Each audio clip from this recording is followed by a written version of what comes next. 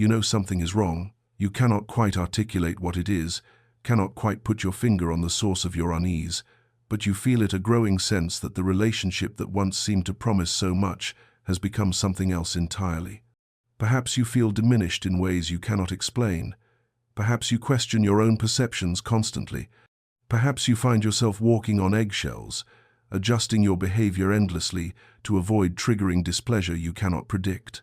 Perhaps you have isolated yourself from others without quite realizing how it happened. Perhaps you defend this person to others whilst privately wondering why you must always defend him. If these descriptions resonate, if you recognize yourself in them, then you may be entangled with what I can only term, without exaggeration, an evil person. I do not use this word lightly. I use it to describe individuals who operate without conscience, who exploit others systematically, who view human beings as instruments rather than as souls deserving of dignity and respect. These individuals exist. They are not common, but they are not rare, and they are devastatingly effective at entangling decent people in relationships that drain them of everything they have to give. This work will provide you with 5 specific signs, concrete, observable indicators that you are dealing with such an individual. More importantly, it will provide you with the understanding necessary to extract yourself from entanglement and to ensure you never become entangled again. The first step is recognition. Let us begin. Why decent men fall to wolves in sheep's clothing. I have walked, across my long years in the arena of human affairs, through chambers where tyranny plotted behind closed doors, and across battlefields where courage stood against overwhelming darkness. I have negotiated with men who smiled whilst contemplating murder, shaken hands with those whose word meant nothing the moment it left their lips, and observed at close quarters the mechanics by which evil operates among civilized men. And I tell you this with the weight of hard-won understanding. The greatest danger you face comes not from the obvious villain who announces his malice, but from the predator who studies you with the patience of a general surveying terrain before battle. You see, the truly dangerous individual does not announce himself. He does not arrive wearing the marks of his true nature for all to see. No, he arrives speaking your language, mirroring your values, presenting himself as precisely what you need, at precisely the moment you need it. This is not accident, it is strategy. The predatory individual has studied human nature far more thoroughly than the decent man ever thinks to do, because the decent man projects his own character onto others. You assume that kindness will be met with kindness, that loyalty will be reciprocated, that trust once extended will be honored. These are not merely hopeful assumptions, they are the very foundation of civilized society. Without them, community becomes impossible. But here is what you must understand. The predator knows this about you. He knows that your empathy is profound, that your faith in human goodness runs deep, that you will extend chance after chance because you cannot conceive that someone would deliberately exploit these qualities. Your very virtues, and I do not use this word lightly, become the weapons he turns against you. Your capacity for forgiveness becomes the means by which he escapes accountability. Your loyalty becomes the chain that binds you to someone who has never been loyal to you. Your generous interpretation of his motives becomes the blindness that prevents you from seeing his true nature until far too late. Let me be clear about what I mean when I speak of the predator. I am not describing the common thief who takes your wallet, nor the obvious brute who relies upon physical intimidation. Society has mechanisms for dealing with such individuals. The law constrains them. Their nature is transparent. The predator of whom I speak is far more insidious. He operates within the bounds of social acceptability, never quite crossing lines that would bring official sanction, yet systematically destroying those who trust him. He speaks eloquently of care, whilst undermining your confidence. He proclaims loyalty whilst isolating you from others who might observe his true nature. He demands your trust whilst demonstrating through his actions subtle, deniable actions that he is fundamentally untrustworthy. I learned this truth not through philosophical speculation but through brutal experience. When I sat across the table from Stalin at Yalta, I was not dealing with a man who had made mistakes or whose actions arose from misunderstanding. I dealt with a man who had systematically murdered millions, who viewed human beings as instruments to be used and discarded, and who smiled whilst plotting treachery. Yet he spoke eloquently of cooperation, raised his glass in toasts to friendship, and presented himself as a reasonable man seeking reasonable accommodation. This taught me something essential. There exist individuals for whom morality is simply a language they have learned to speak, a tool of manipulation rather than a governing principle. The decent man, and by this I mean the man of genuine character, regardless of his station in life, operates under a profound disadvantage when confronting such individuals. He extends good faith and expects reciprocation. The predator accepts the good faith and exploits it. The decent man assumes that conflicts arise from misunderstanding and can be resolved through better communication. The predator creates deliberate misunderstanding and uses communication to further confuse and manipulate. The decent man believes that demonstrating loyalty will inspire loyalty in return. The predator views your loyalty as confirmation that his tactics are working. This is the fundamental asymmetry at the heart of predatory relationships. You are playing by one set of rules.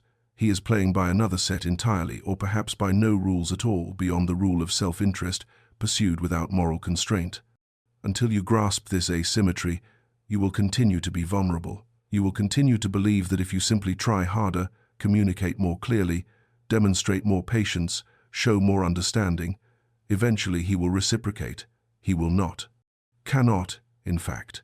Because reciprocity is not merely something he chooses not to practice, it is something fundamentally foreign to his nature. Now, I must address what may be your first objection. But surely, you say, this is cynicism. Surely not all difficult relationships involve predatory individuals. You are quite right. Most difficult relationships involve decent people who are simply incompatible, or who are navigating genuine disagreements, or who are struggling with their own difficulties and occasionally fail to treat others well. These situations are entirely different from predatory entanglement. The distinction lies in pattern and intent. Good people make mistakes. Predators execute strategy. Good people feel genuine remorse when they harm others. Predators feel only strategic regret at being caught. Good people adjust their behavior when shown how it impacts others. Predators adjust their tactics to be less visible. Understanding this distinction, truly grasping it, is not cynicism but wisdom. It does not require you to become suspicious of all people, to withdraw from human connection, or to approach every relationship with wariness. What it requires is calibration. You must learn to distinguish between those who merit your trust and those who have demonstrated, through patterns of behavior rather than declarations of intent, that they do not. This is not cruel judgment. It is accurate observation. This is not closing your heart. It is protecting it so that it remains capable of genuine connection with those who are worthy. The knowledge that your virtues can be weaponized against you is uncomfortable. But discomfort in the face of truth does not invalidate the truth. It merely indicates that the truth challenges your previous understanding. Better to face this discomfort now, whilst you retain the capacity to act upon the knowledge, than to face it years hence when you have sacrificed so much to someone who never deserved the sacrifice. You are not weak for having been deceived. You are human. The predator's success does not reflect your inadequacy. It reflects his sophistication in exploiting the very qualities that make civilization possible. Recognizing this, truly understanding it, lifts the burden of shame that so many carry. How could I have been so foolish? Becomes, I was dealing with someone who understood my psychology better than I understood his true nature. This reframing is not excuse. It is accuracy. And from accuracy flows the capacity to protect yourself going forward. The first sign, when your reality becomes negotiable, there exists a particular species of psychological warfare refined over centuries, employed by tyrants and manipulators across every stratum of society that forms the foundation upon which all other exploitation rests. I speak of the systematic erosion of your sense of reality itself. The predatory individual understands something that perhaps you do not yet fully grasp. If he can make you doubt your own mind, if he can convince you that your clear memories are false and your reasonable perceptions are distorted, then all other forms of control become possible. Once your reality becomes negotiable, you become controllable. Let me describe precisely what this looks like in practice, for it operates with such subtlety that you may be experiencing it without conscious recognition. A conversation occurs, specific words are spoken, specific commitments are made. Days or weeks later, you reference this conversation only to be told with absolute conviction, that never happened. Not, I remember it differently, or perhaps I misspoke, but that conversation never occurred. You begin to doubt yourself. After all, memory can be fallible. Perhaps you are mistaken. The next incident, you clearly perceive disrespectful treatment. You raise this concern only to be told, you're being oversensitive. You always read things into situations that aren't there. Again, you question yourself. Am I oversensitive? Do I misinterpret normal interactions? The predator's certainty, absolute, unshakable certainty expressed with such conviction that it seems impossible he could be lying, begins to override your own direct experience. This continues, incident after incident, contradiction after contradiction, until you reach a state I have observed in countless victims. You can no longer trust your own perceptions. You second-guess your memories constantly. You defer to his version of events, even when his version contradicts what you distinctly recall experiencing. You have lost your grip on reality itself, and in losing this grip, you have lost the capacity to protect yourself. For how can you identify mistreatment if you cannot trust your own perception that mistreatment is occurring? During the war, I encountered Soviet representatives who would deny documented agreements made mere weeks earlier. They presented fabrications with such conviction that inexperienced negotiators questioned their own notes and memories. I learned to document everything meticulously, not because I doubted my own memory, but because I understood that those who rewrite yesterday's truth will certainly betray tomorrow's promises. The pattern was unmistakable.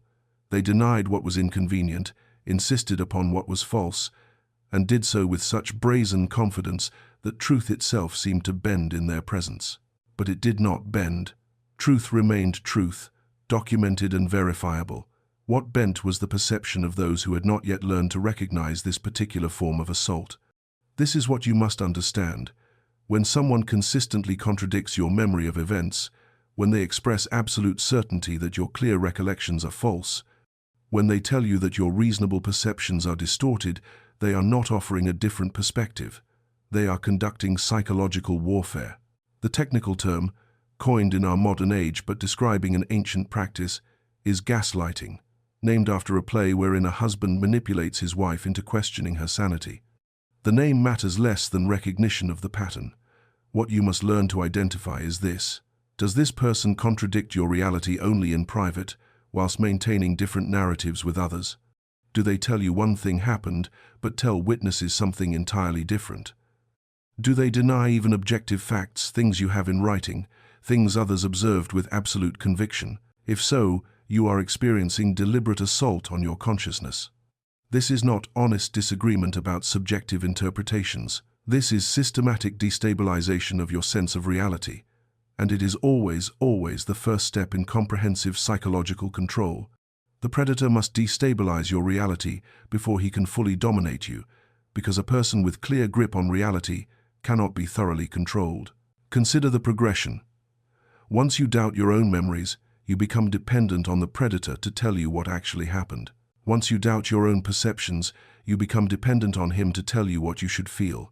Once you doubt your own judgment, you become dependent on him to tell you what you should do.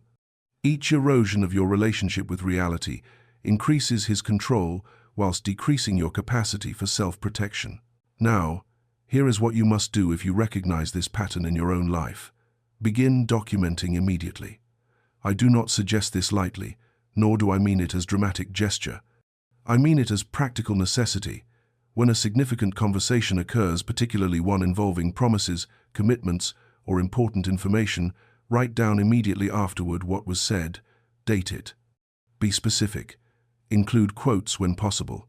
When the predator later contradicts this record, and he will, you have objective evidence. But, and this is crucial, do not show him this evidence in an attempt to prove you are right. This is not a court of law where evidence compels acknowledgement. The predator knows what he said. His denial is tactical, not the result of honest misunderstanding. Showing him your documentation merely teaches him to be more careful, to manufacture witnesses for his false narratives, to create written records of lies.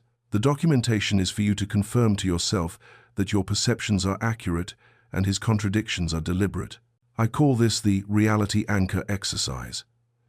Each evening, write down 3 specific factual things that occurred that day. Not interpretations, facts. At 3 o'clock, he said he would telephone at 6. He did not telephone.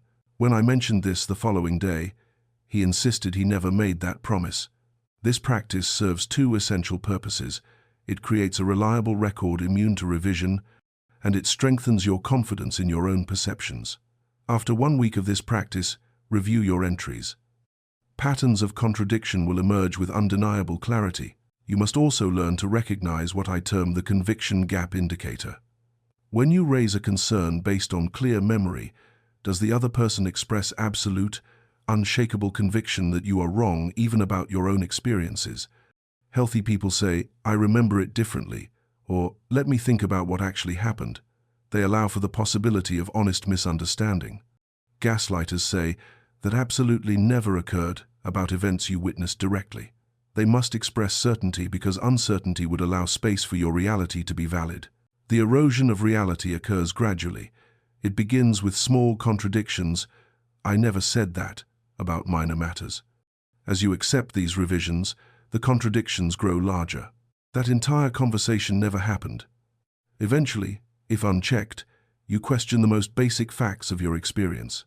Recognizing the pattern early whilst the contradictions are still relatively small prevents the complete erosion that makes extraction so agonizingly difficult. Do not confuse honest disagreement about subjective interpretations with systematic denial of objective facts. "I felt hurt by what you said" versus "I never said that" are entirely different claims. One allows for different emotional responses to the same event, the other denies the event occurred at all. This distinction is crucial. You may wonder, why would someone do this? What does the predator gain from making me doubt my own mind? The answer is comprehensive control. A person who trusts their own perceptions can identify mistreatment and act to protect themselves. A person who doubts their own perceptions becomes paralyzed, unable to distinguish between genuine problem and imagined grievance, dependent on the predator to interpret reality for them. This dependency is the goal. Every contradiction, every insistence that your clear memory is false, every suggestion that you are too sensitive or always misunderstanding, these are strategic moves in a campaign to make you controllable. Once you see this clearly, once you recognize that your reality is under systematic assault, the fog of confusion lifts. You are not losing your mind. Someone is deliberately attempting to make you lose it. This recognition, while painful, is also liberating. It means you can trust yourself. It means the problem is not your faulty perception but his deliberate manipulation. It means you possess the capacity to maintain your grip on reality despite his efforts to loosen it. Document. Trust your perceptions. Recognize the pattern. These are not paranoid precautions. They are essential defenses against an assault most people do not even recognize they are experiencing until tremendous damage has been done. The draining well recognizing one-way resource extraction in healthy human relations, whether friendship, marriage, professional partnership, or family connection, resources flow in both directions. By resources, I mean not merely money, though that is certainly included, but the full spectrum of what we give to one another: time, attention, emotional labor, practical assistance, patience, encouragement, and the countless small acts that constitute genuine care. Sometimes you give more, sometimes you receive more. Life's circumstances ensure that no relationship maintains perfect balance at every moment, but over time, there exists rough reciprocity. Both parties contribute, both parties benefit. This is the natural ecology of human connection. With the predatory individual, this ecology is fundamentally different. The flow moves relentlessly in one direction, from you to him. Always. There is always a crisis, always an emergency requiring your immediate intervention. Always a compelling reason why your resources, your money, your time, your problem-solving capacity, your emotional energy must be deployed on his behalf. Yet here is what you must notice: these crises never quite resolve. New emergencies emerge with suspicious regularity. The problems proliferate rather than diminish.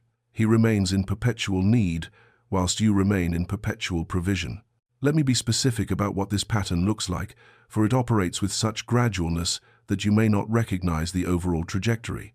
A friend requires a loan to bridge a temporary financial gap. You provide it, glad to help. The loan is not repaid. Another crisis emerges before the first is resolved. You provide additional assistance because, after all, he is struggling and you are able to help.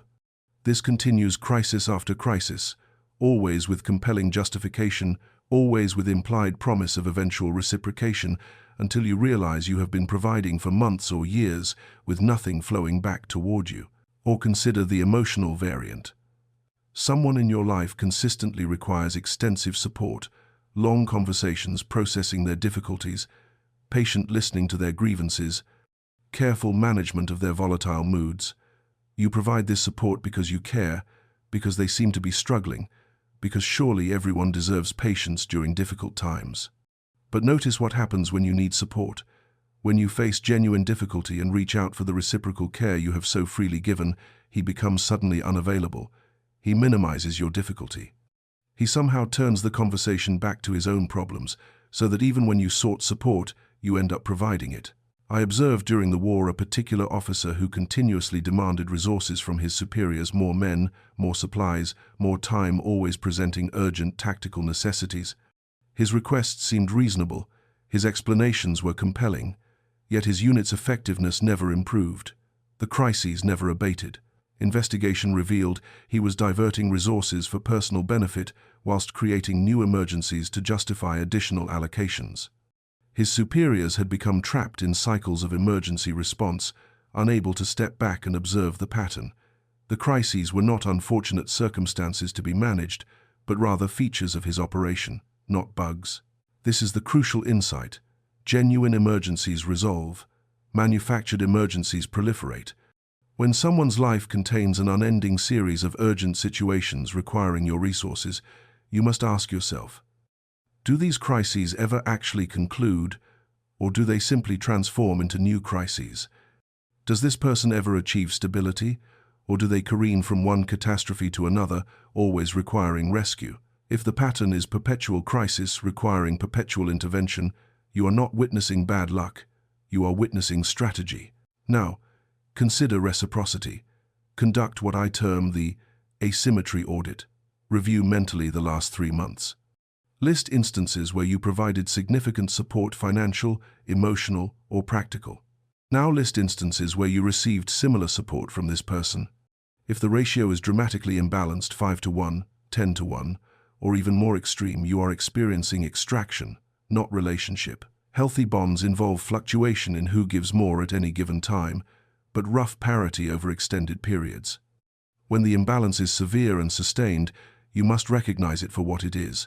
Not temporary inequality that will naturally correct, but permanent extraction that will continue until you halt it. The predator employs another tactic worth understanding.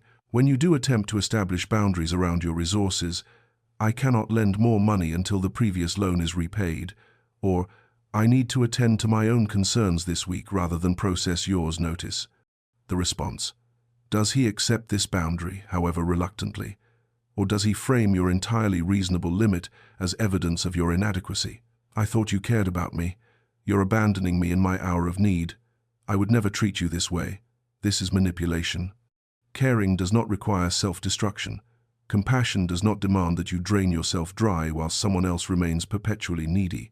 Here is a truth that decent people resist acknowledging. Some individuals create crises to maintain the flow of resources.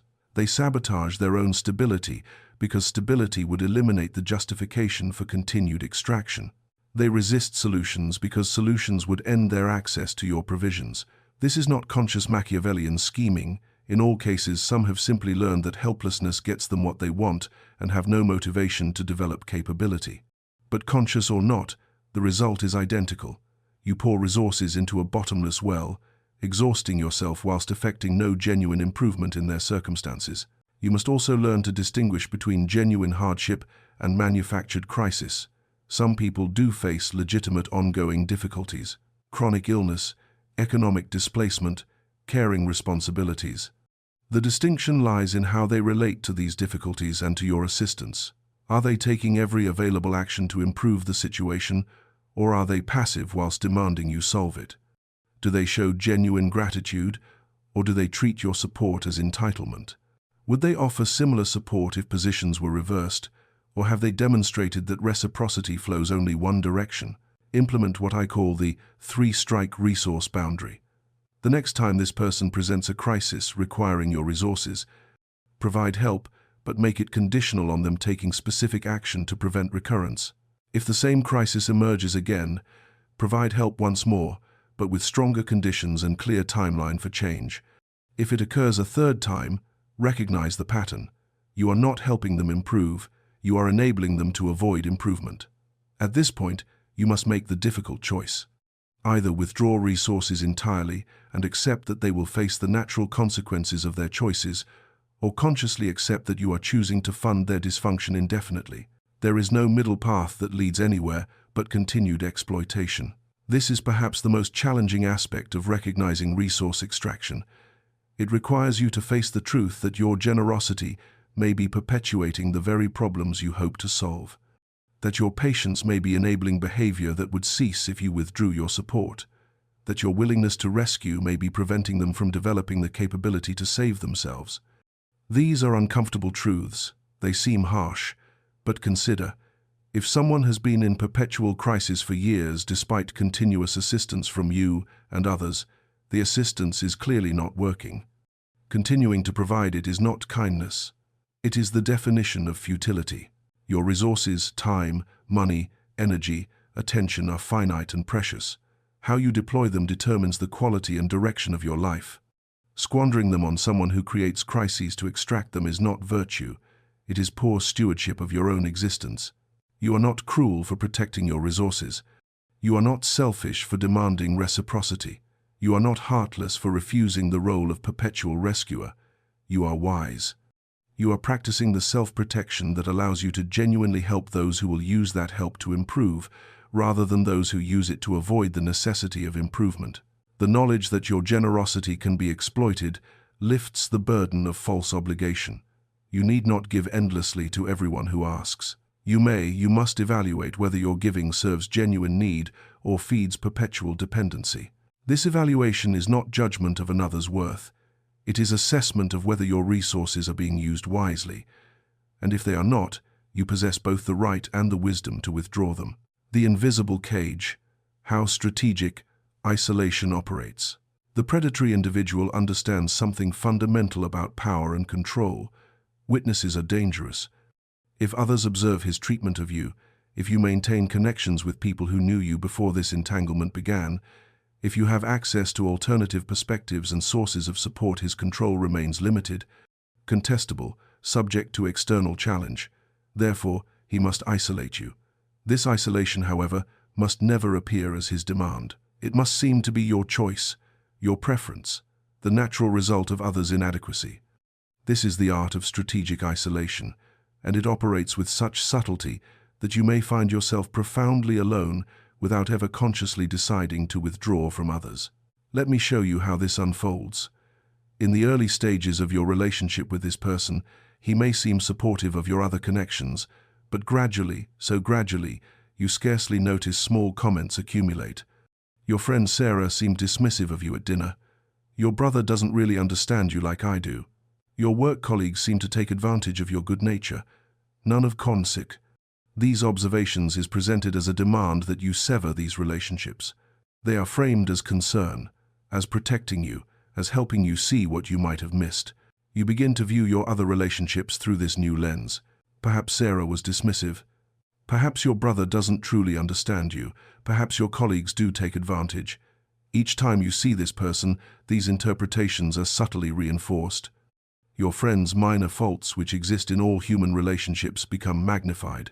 Their virtues diminish in your perception. The predator finds something problematic about everyone else in your life. No one meets his standards. Everyone has suspicious motives. All your other relationships are somehow deficient. Meanwhile, he positions himself as the exception. The only one who truly sees you, the only one who genuinely cares, the only one you can fully trust. This is not stated overtly, but the implication pervades every interaction. Others criticize, he accepts. Others misunderstand, he comprehends. Others fail you, he remains steadfast. The contrast is deliberate and devastating. You begin to believe that this one person is uniquely qualified to be in your life, that your other relationships are indeed as problematic as he suggests. But notice what else occurs. When you make plans with others, he becomes sullen or withdrawn, not forbidding, that would be too obvious, but hurt. Disappointed that you would choose them over time with him, creating emotional weather that makes maintaining other connections exhausting. You begin to calculate, is seeing Sarah worth navigating his displeasure? Is visiting my brother worth the subtle withdrawal of warmth that follows? Gradually, imperceptibly, it becomes easier to withdraw from others than to manage his reactions to your maintaining these connections. I studied how totalitarian regimes control populations, and a consistent pattern emerged. First, isolate citizens from alternative information sources. Second, make people suspicious of their neighbors. Third, position the state as the only reliable source of truth.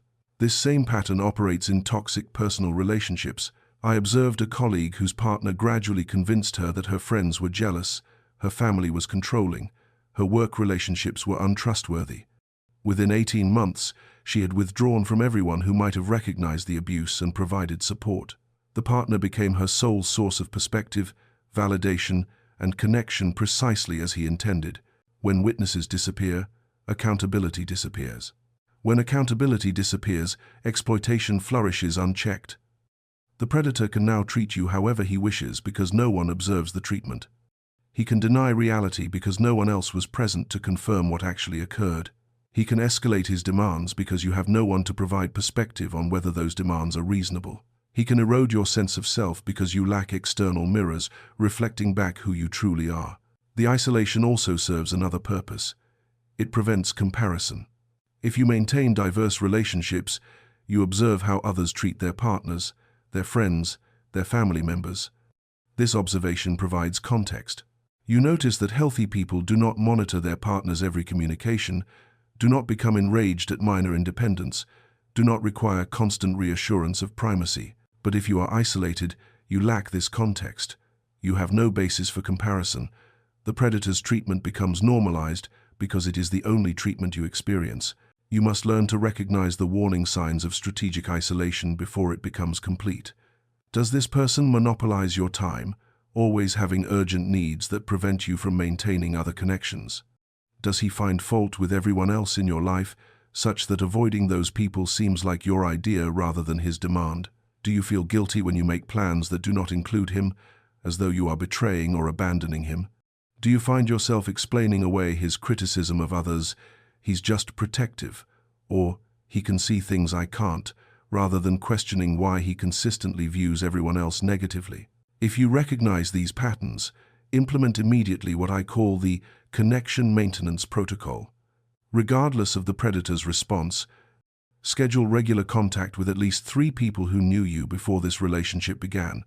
Weekly telephone calls, monthly visits, whatever the relationship permits and distance allows. Do not negotiate this with the predator. Do not explain or justify. Simply maintain these connections as non-negotiable priority, like breathing or eating, something you do because it is essential to your survival, not something requiring another's permission. When he expresses displeasure at these connections, and he will notice it, but do not comply with unstated demands to withdraw. If he sulks, let him sulk. If he creates conflict on days you have plans, maintain your plans anyway. If he accuses you of not caring about him, respond, I care about you, and I also care about maintaining my other relationships. Both are important to me. Do not accept the false choice he presents, him or everyone else. Healthy relationships enhance your connections to the wider world. They do not require you to abandon it. There exists an exercise I recommend you undertake, what I term network mapping. On a large sheet of paper, draw yourself in the center. Around yourself, draw circles representing everyone you maintained regular contact with 2 years ago. Mark these in one color. Now, using a different color, mark which relationships remain active today. For each that has ended or weakened significantly, write one sentence about what caused the deterioration. If many of these sentences involve the person you suspect of being predatory, he didn't approve of Marcus, it became too difficult to see Mother after arguments with him. He said, my work friends were bad influences. The pattern of isolation becomes undeniable. The most dangerous aspect of strategic isolation is that by the time you recognize it, you may feel it is too late to reconnect. I've been absent too long. They won't want to hear from me now. This is false. People who genuinely cared about you will be relieved to hear from you, will understand you were maneuvered away from them, will welcome you back. Contact them directly. Acknowledge that you withdrew and why. Express genuine desire to reconnect. Some will respond immediately. Some will need time to rebuild trust. Some may be too hurt to resume the relationship. Accept all outcomes with grace. Even one reconnection breaks the isolation. Even one alternative source of perspective and support limits the predator's control. You must also recognize that someone who isolates you does not do so out of insecurity or excessive love, as he may claim. He does so out of need for control. Healthy love celebrates your richness of connection. Healthy attachment does not require cutting off all other attachments. If someone's security depends on you being isolated and dependent solely on them, that is not love, that is possession, that is control. That is the construction of a cage that appears invisible because you are told you build it yourself by being too close to others, by not prioritizing the relationship properly, by failing to see that he alone truly understands and supports you. The invisible cage becomes visible once you learn to see it, and seeing it clearly is the first step toward refusing to remain in it. No relationship, regardless of what else it provides, is worth existing in isolation. The cost is too high. The danger is too great. Your humanity requires connection to multiple people, diverse perspectives, the richness of community. Anyone who systematically undermines that requirement does not have your well-being at heart. The responsibility inversion when your complaints become your crimes. Among all the tactics employed by predatory individuals, and I have observed many across decades of navigating human treachery, perhaps none is more sophisticated than what I term responsibility inversion. This is the proposite, psychological alchemy, by which your entirely legitimate grievance becomes transmuted into evidence of your deficiency. You enter a conversation intending to address his behavior. You exit the conversation apologizing for having raised the issue. The specific problem you identified is never resolved, never even genuinely addressed. Instead, somehow, miraculously, you have become the problem. This is not accident or communication failure. This is masterful manipulation, and you must learn to recognize it in all its forms. Let me describe precisely how this operates. You raise a concern. You promised a telephone at 6 o'clock and did not. This is the third time this week. I need you to honor your commitments. A reasonable statement of fact followed by a reasonable request. But notice what happens next. He does not say, "You are right, I apologize. I will be more reliable." Instead, he deploys one of several tactical responses. Perhaps he denies, "I was only 5 minutes late. You're making too much of this." Never mind that 5 minutes is still late, that this is the third occurrence, that the issue is pattern rather than single instance. The denial reframes your legitimate concern as your overreaction, or he attacks. "You're always so rigid about time. Can't you understand that I have other responsibilities? You expect me to drop everything for you." Suddenly, your reasonable expectation of kept promises becomes evidence that you are demanding, inflexible, lacking in understanding. Your complaint has been inverted into your character flaw. Or he positions himself as victim. "I can't do anything right in your eyes. No matter how hard I try, you always find something to criticize." He has now become the injured party, hurt by your unreasonable standards, suffering under your constant disapproval. You find yourself comforting him about how your legitimate grievance has wounded him. The original issue, his repeated failure to keep commitments, vanishes entirely, replaced by the new issue of your allegedly impossible demands. This pattern has a technical designation, coined by researchers studying abuse dynamics: DAVO, deny, attack, reverse victim, and offender. First, he denies the behavior occurred or minimizes its significance. Second, he attacks your character for raising the issue. Third, he positions himself as the real victim and you as the perpetrator of harm. This three-step sequence is so common among predatory individuals that once you learn to recognize it, you cannot unsee it. You will observe it everywhere, in personal relationships, in politics, in any context where someone seeks to escape accountability for their actions. During parliamentary debates, I encountered opponents who, when confronted with policy failures, would somehow transform the confrontation into an indictment of those who raised the issue. "How dare you question my patriotism?" when the question concerned competence, not loyalty. This tactic, shifting ground from the substance of the complaint to the character of the complainer, is ancient and devastatingly effective. It succeeds because decent people are vulnerable to self-doubt. When accused of being unfair, too demanding, or insufficiently understanding, we pause, we examine ourselves. We wonder if perhaps we are being unreasonable, and in that moment of self-doubt, the predator escapes accountability entirely. I observed this pattern in its purest form in domestic contexts. A woman attempted to discuss her partner's chronic lateness not as attack but as request for change in a pattern that showed disrespect for her time. Within minutes, she was apologizing for being controlling and not understanding enough about his pressures. The actual issue, his repeated disrespect, was never addressed. Her entirely reasonable concern was successfully reframed as her character defect. This is not dialogue, this is manipulation of the highest order. Another variant involves emotional hijacking. You raise your concern calmly and clearly. He responds with such extreme emotion, crying, raging, shutting down completely, that you abandon your concern to manage his emotional state. You find yourself comforting the person whose behavior you sought to address. Your empathy, which is genuine and admirable, has been weaponized against you.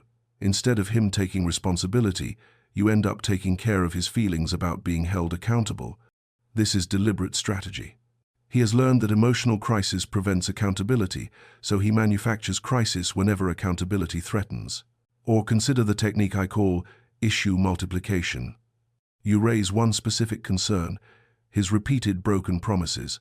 He responds by bringing up everything you have ever done wrong: that time 6 months ago when you were late, that occasion last year when you forgot an obligation, that instance years past when you failed to meet some standard he now suddenly recalls. He creates such a blizzard of counter-accusations that your original concern is buried under an avalanche of defensive attacks. You become overwhelmed, confused, unable to maintain focus on the single issue you wish to address. This ensures that no single issue is ever resolved, because every attempt at accountability becomes exhausting combat rather than productive conversation. Now, what must you do when you recognize this pattern? You must develop what I term strategic persistence with emotional firewall. When you need to raise a concern, state it simply and specifically. You promised to call and did not. This pattern is unacceptable. Will you honor your commitments going forward? When he deploys his deflections, you're too demanding. I was busy. You never appreciate what I do. Do not engage with the deflection. Simply repeat your original concern. I am not discussing my general character right now. I am discussing this specific pattern. Will you honor your commitments? When he escalates emotionally, employ the emotional firewall. Acknowledge his feelings without accepting responsibility for them. I see you are upset.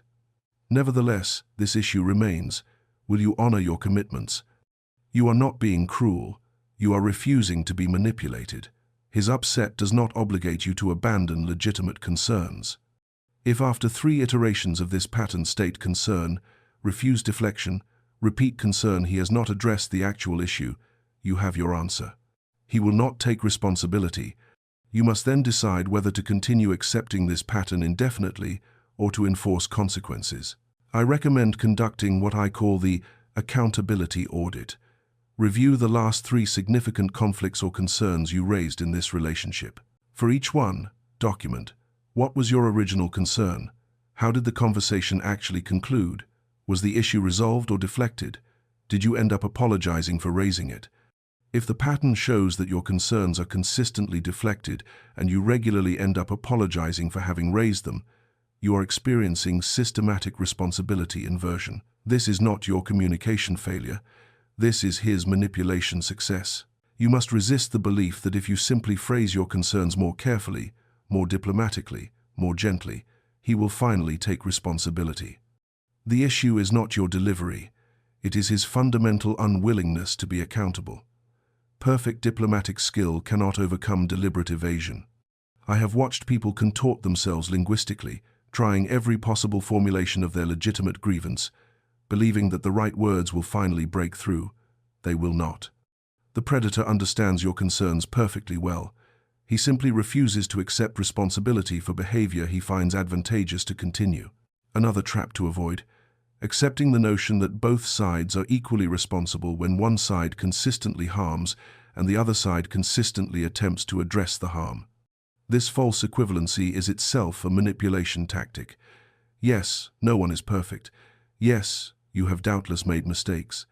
But if the pattern shows that you acknowledge your errors and adjust your behavior whilst he denies his errors and continues the harmful patterns, the responsibility is not equal. Do not allow sophisticated argument about mutual responsibility to obscure simple observation of actual patterns. The predator may frame your need for accountability as bringing up the past or being unforgiving. This is deflection. Patterns matter. If someone repeatedly engages in harmful behavior, identifying the pattern is not pettiness, it is pattern recognition. If you overlook the first incident as anomaly, excuse the second as unfortunate repetition, but by the 5th or 10th occurrence recognize that this is not exception but rule, you are not being unforgiving, you are being observant. What you must understand is this: the predator will never finally understand if you just explain better. He understands perfectly. He simply prefers to escape accountability than to accept it.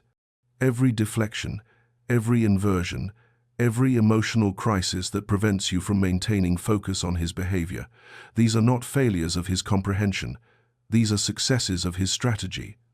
And they will continue succeeding until you recognize them for what they are and refuse to be derailed by them. The clarity this brings is both painful and liberating. Painful because you must acknowledge that years of trying to communicate better, explain more clearly, demonstrate more patience, were based on false premise. He did not need better communication, he needed willingness to be accountable, which he lacked and lacks. Liberating because you can stop trying to find the magic words that will make him take responsibility. Such words do not exist. The problem was never your inadequacy at communication. The problem was and remains his deliberate evasion of accountability. You are not unreasonable for expecting kept promises. You are not too demanding for wanting respectful treatment. You are not unforgiving for noticing patterns of behavior. You are not the problem for raising problems. The responsibility inversion is itself the problem, a sophisticated manipulation that must be recognized and refused, or it will continue indefinitely, ensuring that he never faces consequences for behavior that, faced with consequences, he might finally change.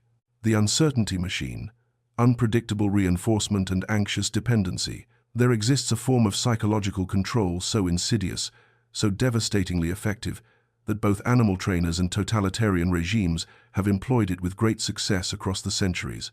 I speak of unpredictable reinforcement, the deliberate cultivation of uncertainty that keeps the victim in perpetual anxiety, forever trying to decode rules that do not exist, forever focused on managing the controller's reactions, rather than evaluating whether the relationship itself serves any legitimate purpose. The predatory individual understands what you perhaps do not yet grasp. If you knew precisely what pleased and what displeased him, you could simply adjust your behavior and achieve stability. But he ensures no such stability is possible. Monday, he praises your initiative and independence. Wednesday, he mocks these same qualities as evidence you do not truly care about his needs. One week, your attention delights him. He speaks of how wonderful it is to have someone so devoted. The next week, that same attention becomes smothering, controlling, evidence that you do not trust him to have any independence. You analyze desperately, trying to determine what changed, what you did differently. Nothing changed. The inconsistency is the point. During wartime, I studied how interrogators break prisoners' will without resorting primarily to physical torture, which creates martyrs and hardens resistance. Far more effective, alternating kindness and cruelty unpredictably. The prisoner never knows if compliance brings reward or punishment, if defiance brings punishment or reward. This destroys the capacity for strategic thinking. The prisoner becomes entirely reactive, desperately trying to decode patterns that do not exist, focused wholly on the interrogator's mood rather than his own survival strategy. The mind, deprived of predictable causation, begins to fragment. I observed this same dynamic in civilian life, a man whose partner was sometimes delighted by his gift-giving, sometimes offended by it, with no discernible pattern governing which response occurred.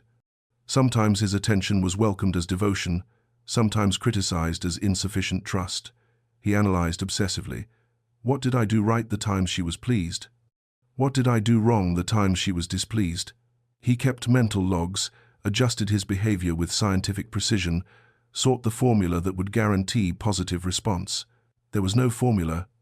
The unpredictability was deliberate strategy designed to keep him perpetually off balance, perpetually trying, perpetually focused on her reactions rather than evaluating whether this relationship served his well-being. This is the mechanism behavioral psychologists term variable ratio reinforcement, the same mechanism that makes gambling so addictive. A slot machine that never paid out would quickly lose its players. A slot machine that always paid out would bankrupt the casino. But a slot machine that pays out sometimes, unpredictably, in amounts and frequencies that cannot be anticipated, this keeps players feeding coins indefinitely, always hoping the next pull will be the winning one, unable to walk away despite mounting losses. The predator employs precisely this mechanism.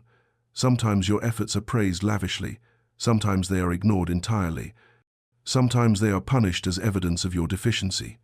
The unpredictability keeps you playing desperately, hoping for the next reward, unable to extract yourself despite escalating costs. Notice the emotional baseline this creates. In healthy relationships, you feel generally secure. Occasional conflicts disturb an otherwise stable foundation, then resolve, and security returns. With the predatory individual, you feel perpetually anxious. Occasional moments of harmony provide temporary relief from baseline uncertainty, but the anxiety always returns.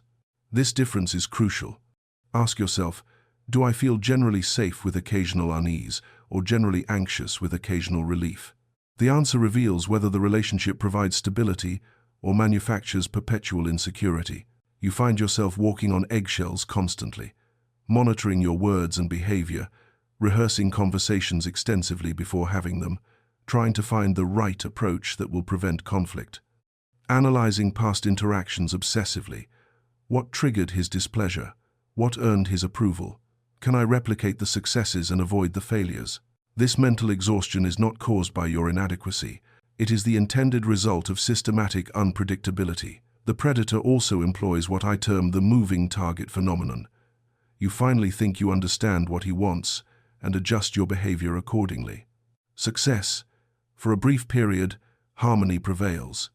But then the requirements suddenly change. This week's virtue becomes next week's vice. Last month, your independence was admirable. This month, it is evidence you do not need him. You succeeded at what he demanded previously. This very success now becomes failure in some newly invented category. The target moves deliberately, because the goal is not your improvement, it is your perpetual striving. He benefits from keeping you in this state, anxious, focused on him, trying endlessly to please, never quite succeeding enough to feel secure. What must you do when you recognize this pattern? Implement what I call the consistency demand protocol. The next time his response to your behavior contradicts his previous response to identical behavior, point this out explicitly and demand clarification. Last week, when I telephoned you at work, you said you appreciated hearing from me during the day. Today, you are angry that I telephoned. Which is your actual preference? Do not accept, "It depends on my mood," or "You should just know." These are non-answers designed to maintain unpredictability. Insist on clarity. I need a consistent answer so I know how to proceed. Do you want me to telephone during work hours or not? If he cannot or will not provide consistency, if he insists that you should simply intuit what he needs at any given moment, or that his preferences are too complex to articulate clearly, or that asking for consistency itself proves you do not truly understand him, you have confirmation. The unpredictability is deliberate, not circumstantial. I recommend conducting the response tracking log for 1 week. Keep a simple record: what you did or said, his reaction, how this reaction compares to previous reactions to similar behavior. Tuesday, I suggested we see a film this weekend. He seemed pleased, said it was a wonderful idea. Saturday, I suggested we see a film this weekend. He accused me of never wanting to simply relax at home, said I always need entertainment, questioned whether I can ever just be present with him. After 1 week, review this log. If you see significant inconsistency, if you cannot predict with reasonable accuracy what will please or displease based on previous patterns, you are experiencing deliberate unpredictability, designed to keep you off balance. The most dangerous error is believing that if you simply become better at reading his moods, anticipating his needs, adjusting your behavior more skillfully, you can achieve the stability you seek. You cannot. The instability is intentional. He does not want you to succeed at pleasing him consistently. He wants you trying perpetually and never quite succeeding. Your continued striving serves his purposes. Your achievement of security would end his control. Do not accept his framing that all relationships require work as justification for this exhausting unpredictability. Yes, healthy relationships require effort, communication, compromise, patience, mutual adjustment. But they do not require constant anxious vigilance where every interaction might trigger inexplicable displeasure. There is profound difference between normal relationship maintenance and being held hostage by deliberate inconsistency. The relief comes from recognizing that the exhausting unpredictability is not evidence that you need to try harder. It is confirmation that you are dealing with deliberate psychological manipulation. The anxiety, the constant second-guessing, the perpetual uncertainty are not natural byproducts of a complicated relationship. They are intended results of sophisticated control tactics. You are not failing to understand him. He is succeeding at keeping you perpetually off balance. This awareness, while painful, begins your liberation. The gradualism trap. How imperceptible steps lead to impossible situations. No one would agree on the first day to the final state of domination that the predatory individual seeks to establish. Therefore, he must proceed gradually, small concessions, each seeming reasonable in isolation, each establishing precedent for the next slightly larger one. You excuse one broken promise, telling yourself that everyone makes mistakes. Soon you are excusing them routinely. You overlook one incident of disrespect, chalking it up to stress or misunderstanding. Soon disrespect becomes the norm. Like the proverbial frog in slowly heating water, you adjust to rising temperature degree by imperceptible degree until suddenly you realize you are being boiled alive, except that by then you may have lost the strength to jump.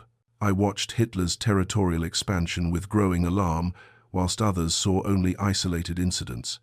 Austria was presented as reunification of Germanic peoples who could object to cultural unity. The Sudetenland was about protecting German minorities, surely a legitimate concern for any nation. Each seizure was accompanied by solemn promises. This is the last demand. Now we shall have peace. Germany seeks only what is rightfully hers.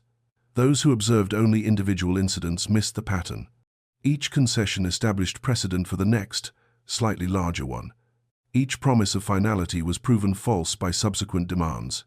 By the time full invasion of Poland occurred, the pattern of escalation had become undeniable, but tremendous damage had already been inflicted because people evaluated each step in isolation rather than recognizing the trajectory.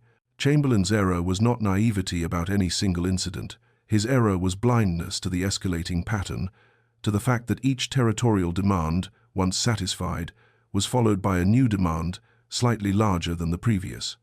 The progression was methodical, calculated, designed to acclimate opposition to ever greater violations until the unthinkable became accomplished fact. In personal relations, the dynamic operates identically. The first incident of controlling behavior seems minor. Perhaps he wishes to know where you are going and with whom. This seems like caring, like interest in your life. You provide the information freely. The second incident, he questions your judgment about a friend, suggests this person may not have your best interests at heart. This seems like concern, like protecting you from potential harm. You consider his perspective, perhaps withdraw slightly from the friend. By incident 20, he controls whom you see, what you wear, where you go, how you spend your time, and you cannot identify the precise moment it became unacceptable, because each individual step seemed small enough to accommodate. The key to escaping gradualism is learning to evaluate your current situation not against yesterday, which was only marginally different, but against your baseline 2 years ago. Conduct this mental exercise. What would I have thought 2 years ago if someone had described my current circumstances? Would I have believed I would accept what I now accept? If the answer makes you profoundly uncomfortable, if you recognize that your former self would be shocked by what your current self tolerates, you have quantified the erosion that daily incremental adjustments obscured. Every time you accommodate unacceptable behavior, just this once, you establish precedent. The predator notes what you tolerate. He does not think, I have behaved badly and gotten away with it, therefore I should reform. He thinks, this behavior was tolerated, therefore it becomes the new baseline from which I launch the next escalation. You must learn to distinguish between reasonable one-time exceptions and dangerous precedent setting. The difference: genuine one-time exceptions do not repeat, precedents become patterns. There exists what I call the "this is not who I am" alarm, that sounds when you find yourself accepting behavior fundamentally contradicting your values. You tolerate treatment you would never accept from anyone else. You make excuses you know are false. You act in ways that would shock the person you were before this relationship. When this alarm sounds, and it will sound if you listen honestly, do not silence it with rationalizations. Heed it. The alarm indicates that gradualism has progressed dangerously far. Consider the escalation timeline mapping. Predators escalate methodically. First, they test your boundaries on small matters. If you enforce boundaries firmly, they may withdraw, recognizing you are not suitable for thorough exploitation. If you yield, they escalate to medium violations. Each successful violation of your boundaries emboldens the next, larger violation. Mapping this timeline reveals that what seems like things getting worse is actually successful execution of long-term strategy. The deterioration is not accident or unfortunate circumstance. It is systematic progression. Implement immediately what I term the 2-year baseline comparison. Write down your current situation honestly, how you are treated, what you accept, what you provide, what you receive, how you feel most days. Now, write what your life looked like 2 years ago. What would you have refused to accept then that you accept now? What boundaries were firm then that are now negotiable? What did you do regularly then that you no longer do? This comparison, written and reviewed, bypasses the gradualism trap. You see clearly the full extent of erosion rather than comparing today only to yesterday. If the comparison reveals dramatic deterioration, you must act. The water is boiling. You must jump. Waiting for conditions to become bad enough to justify action is futile, because gradual escalation ensures that each day feels only marginally worse than the previous day. You will never wake to find that today, this specific day, conditions have become unacceptable enough to warrant departure.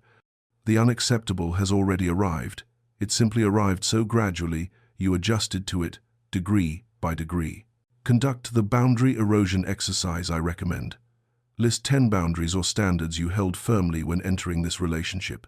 Examples: I do not tolerate being shouted at. I do not lend money to people who do not repay it. I do not accept being criticized in front of others. I maintain weekly contact with my family. For each boundary, note honestly, do I still enforce this, or have I abandoned it? If abandoned, when did I first allow it to be violated? What did I tell myself at that moment to justify the accommodation? Seeing the pattern of boundary erosion written explicitly often catalyzes change. You cannot unsee what you have seen. The list demonstrates that you did not choose your current circumstances in one moment of poor judgment. Rather, you were maneuvered into them through systematic testing and violation of boundaries, each violation establishing precedent for the next. The most dangerous error is evaluating each incident in isolation rather than recognizing the pattern. He only raised his voice once this week, seems like improvement, until you realize that a year ago he never raised his voice at all. The baseline has shifted.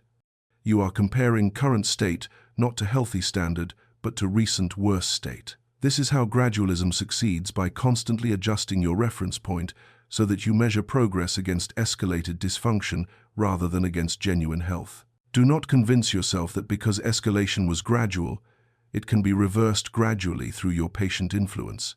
This is almost never true. The predator escalated gradually because it worked, because you accommodated each increment. He will not de-escalate gradually unless forced by consequences or separation. Promises to change, when they come, are tactical responses to your threat of departure, not genuine transformations of character. Judge by multi-year patterns, not by recent pledges. You did not choose this situation all at once. You were maneuvered into it step by imperceptible step. This awareness is both painful and essential. Painful because you must acknowledge the full extent of erosion. Essential because clear sight is prerequisite for action. The shame dissolves when you understand gradualism. You were not foolish. You were facing sophisticated strategy designed to prevent recognition until thorough entanglement was achieved. The sunk cost prison. Why smart people stay in stupid situations. You have invested time, months, years, perhaps decades in this relationship. You have invested emotion, the full depth of your capacity for care, loyalty, hope. You have invested resources, money provided, opportunities sacrificed, compromises made. You have invested reputation defending this person to others who questioned, maintaining the facade that all is well when all is manifestly not well. To acknowledge now that you were deceived, that this investment will never yield return, requires accepting massive loss. Not merely future loss if you leave, but past loss already incurred. The mind rebels violently against this acknowledgement. It is far easier psychologically to believe things will improve if I just try harder than to accept I have been exploited for years and those years cannot be recovered. This mechanism, what economists call the sunk cost fallacy, becomes a prison more effective than any physical cage. The more you have invested, the harder it becomes to leave, even as the relationship deteriorates further, even as evidence mounts that continued investment is futile. You throw good years after bad, good money after bad, good energy after bad, because the alternative, accepting that the investment was wasted, feels unbearable. During the war, I observed military commanders who continued failed offensives because they could not bear to accept that casualties already incurred were wasted. We must continue, otherwise the men died for nothing. This logic is emotionally compelling but strategically catastrophic.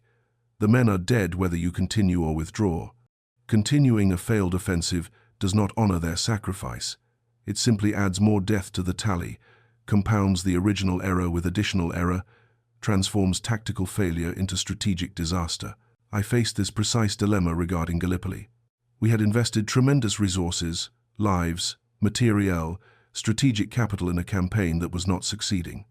Every instinct of loyalty to those who had already sacrificed urged, continue, make their sacrifice meaningful through eventual victory. But clear strategic assessment revealed that victory was not achievable at acceptable cost, that continuing would only multiply the losses already sustained. Withdrawal required acknowledging that the campaign had failed, that the sacrifices were indeed in vain, that we had been wrong in our initial assessment. This acknowledgement was agonizing. But emotional difficulty does not make a decision wrong. Sometimes wisdom requires bearing unbearable truths. Sometimes honoring past sacrifice means refusing to add further sacrifice to failed endeavors. Sometimes the bravest choice is accepting loss and withdrawing to fight on ground where victory is possible, rather than continuing to pour resources into battles that cannot be won. In relationships, the same logic applies with equal force. The years you have given to someone who exploited you are lost whether you stay or leave. Staying does not honor those years. Staying does not transform past exploitation into past wisdom. Staying merely adds more years to the loss column, ensures that when you finally acknowledge reality, the damage will be even greater than it is today. You must learn what I term the future-only decision framework. When evaluating whether to continue this relationship, consciously exclude all past investment from consideration. Ask yourself only, if I met this person today, knowing what I now know about how he treats me, would I choose to begin a relationship with him? Do not allow your answer to be influenced by years already spent, effort already expended, hopes already invested. Judge only, does this relationship, as it currently exists, serve my well-being and future? If the answer is no, and it almost always is, when you remove sunk cost from consideration, you have your answer about whether to continue.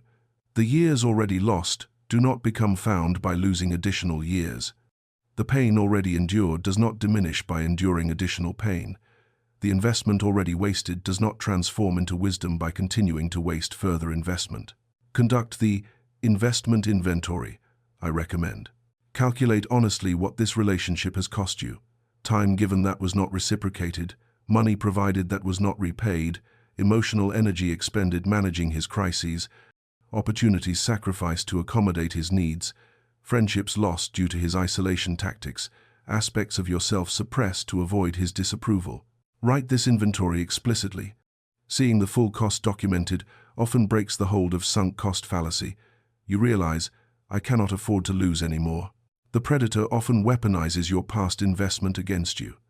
After all we have been through together, you would abandon me now. We have built something. You cannot simply throw it away. I cannot believe you would discard our history so easily. Recognize this manipulation. You are not discarding history. You are refusing to compound past error with future error. Honoring past investment means making wise decisions about the future, not perpetuating bad situations indefinitely. Each day you remain in an exploitative relationship is not just another day lost, it is compounding loss. You lose the day itself, plus the opportunity cost what you could have been doing, becoming, experiencing, if you were free.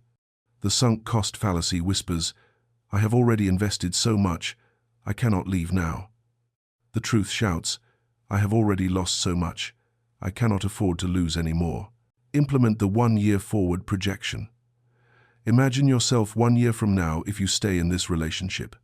Based on all available evidence, patterns of behavior spanning months or years, history of broken promises, demonstrated capacity for genuine change. What is the realistic state of the relationship in 1 year? Not the hopeful fantasy, the realistic projection based on established patterns. Now imagine yourself 1 year from now if you leave. Yes, there will be grief. Yes, there will be difficult adjustment. Yes, there will be rebuilding required. But what else becomes possible? New relationships with people who treat you well. Recovered friendships, reclaimed autonomy, peace of mind. Time and energy invested in your own flourishing rather than in managing someone else's dysfunction. Compare these two 1 year projections honestly. Which future serves you better? Past investment is irrelevant to this calculation. It is sunk whether you stay or leave. The only question that matters is, which decision best serves your future? I recommend the sunk cost liberation writing exercise. Write 2 letters to yourself from 5 years hence. First letter, future self, who stayed in the relationship. Second letter, future self, who left. Each version describes the intervening 5 years honestly, not fantasy scenarios, but projections based on established patterns. What did you gain? What did you lose? What did you become? How do you feel about your decision now? Reading these letters, you will likely discover that future self, who left, despite the pain of leaving, does not regret the decision. Meanwhile, future self, who stayed, despite the comfort of avoiding change, carries deep regret about additional years wasted, additional damage sustained, additional opportunities lost. The years you lost are gone whether you stay or leave, but the years ahead remain yours to reclaim or to sacrifice.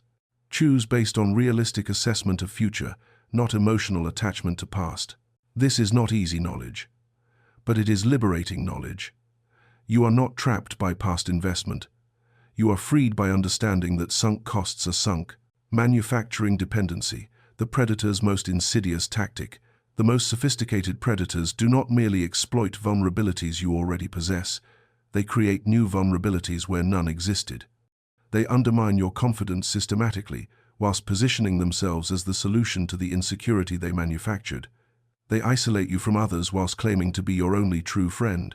They create crises that only their intervention can resolve, making you dependent on the very source of your suffering. This is manufacturing dependency, and it represents psychological manipulation at its most insidious. I observed colonial administrators who deliberately maintained indigenous populations in states of dependency, providing just enough support to prevent complete self-sufficiency whilst claiming credit for the support provided at all. The administrators created systems ensuring the population could not function without their continued intervention, then pointed to this inability as justification for continued administration. The population became convinced they required the administrators' guidance, never recognizing that it was the administrators' policies that prevented independence in the first place. In personal relations, the dynamic operates identically, but proves harder to recognize because it is masked as care. A man's partner gradually convinced him he was incompetent at social interaction, critiquing how he spoke with others until he became anxious and awkward. At financial management, pointing out every minor error until he doubted his judgment. At basic decision-making, questioning every choice until he consulted her for everything. Within 2 years, he genuinely believed he could not function without her guidance. He never recognized that his incompetence was her creation. You must learn to recognize the competence erosion pattern. Were you reasonably capable in areas where you now feel helpless? Could you manage friendships successfully before this person critiqued all your social choices? Could you handle financial matters before they convinced you that you were irresponsible with money? Could you make decisions confidently before they questioned your judgment at every turn? If capabilities you once possessed have dissolved during this relationship, consider carefully that they were deliberately undermined, not naturally lost. The predator employs what I call the "only I understand you" positioning. He frequently claims to be the only one who truly understands you, accepts you as you are, supports you despite your difficulties. This serves dual purposes. It isolates you, implying no one else could possibly understand you, and makes you dependent, suggesting that only this person provides essential acceptance. But consider, if you were truly so uniquely difficult that only one person in the entire world could tolerate you, that would indicate severe dysfunction on your part. More likely, this one person has convinced you of uniqueness that does not exist in order to manufacture dependency that serves his purposes. Watch for the crisis creation and resolution cycle. Does this person create problems through criticism, provocation, or interference, then present themselves as the solution? For instance, criticizing you until you become upset, then comforting you for being upset. Creating conflict with your family through his behavior, then positioning himself as your protector from your difficult family. Manufacturing situations where you need rescue, then rescuing you, ensuring you perceive him as indispensable. The manufactured crisis, followed by manufactured solution, creates powerful but false impression of necessity. I recommend evaluating what I term skillful helplessness. Does this person demonstrate competence in all areas of life except those where depending on you serves his purposes? Can he manage complex work situations but somehow cannot manage basic household tasks? Can he handle difficult people in other contexts but claims he cannot cope with your reasonable expectations? Selective helplessness that consistently requires your caretaking is strategic, not genuine. The most insidious aspect of manufactured dependency is that by the time you recognize it, you have lost confidence in your own capabilities. You genuinely believe you need this person's guidance, support, management, never realizing that your need was deliberately created. Reclaiming your competence requires both recognition and action. Choose one area of competence that has eroded during this relationship, something you managed well previously, but now defer to the predator. Perhaps planning your own social calendar, perhaps managing specific financial matters, perhaps making decisions about your appearance or activities. For the next month, handle this area independently without consultation, explanation, or permission. When the predator questions your capability, and he will notice the tactic, he benefits from your dependence, therefore he will resist your competence. Your goal is not to convince him you are capable. Your goal is to demonstrate to yourself that his narrative of your helplessness is false. Each successful independent action breaks the dependency chain. Do not believe his characterization that you are fundamentally inadequate and therefore fortunate to have his patient support. If multiple people in your past treated you as capable, and only this one person treats you as helpless, the problem is not your capability. It is his need for your dependency. Examine whether your insecurities flourished under his influence or existed to this degree before his systematic undermining. Do not accept his framing that leaving him will prove you cannot function without him. The opposite is true. Staying confirms his control. Leaving demonstrates your capability. Every day of successful independent functioning after separation disproves his narrative and rebuilds your confidence in yourself. You are not uniquely difficult, fundamentally incompetent, or unable to function without this person's management. You were systematically made to feel these things by someone who benefits from your dependency. This recognition, while enraging, is also empowering. The capabilities were not lost, they were suppressed, and what was suppressed can be reclaimed. The internal revolution, making the decision that cannot be unmade. Liberation begins not with external action, but with internal revolution, the moment when you settle in your own mind with absolute finality. I am leaving this situation. This decision must be made before you announce it, before you take visible action, before the predator has opportunity to deploy his considerable tactical resources to prevent it. The internal decision must be final, irrevocable, non-negotiable. Not, I will probably leave, or I am considering leaving, but I have left. I am merely completing the logistics. When I made the decision that Britain would fight Hitler regardless of cost, I did not announce it prematurely. I made the decision internally first, settled it completely in my own mind, prepared mentally for the tremendous consequences, and only then declared it publicly. This internal finality was essential because I knew the pressure to reverse course would be immense. The easy path of continued appeasement would be offered constantly. Voices of reason would counsel accommodation. Had my decision been tentative, subject to reconsideration based on the difficulty of execution, I would have wavered when the cost became clear. Similarly, I have observed people attempting to leave toxic relationships who make the catastrophic error of discussing the decision with the predator, seeking his understanding or even his permission.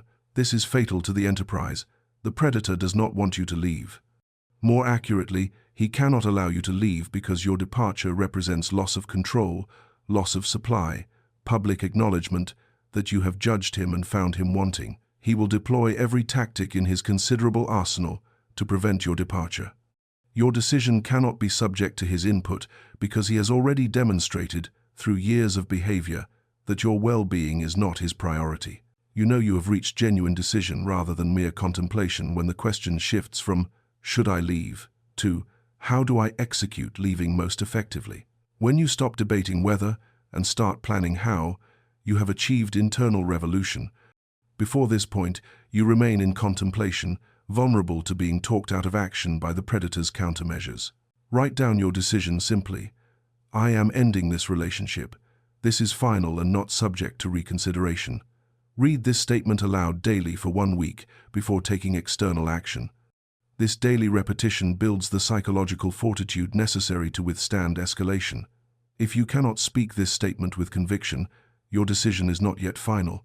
Continue internal work before proceeding to external action. Before announcing your decision, conduct what I term consequence acceptance protocol. List every worst-case consequence you can imagine.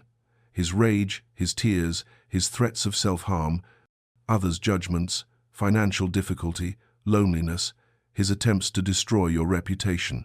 For each consequence, write 1 paragraph about how you will manage it if it occurs. This preparation prevents you from being shocked into reversing your decision when consequences manifest.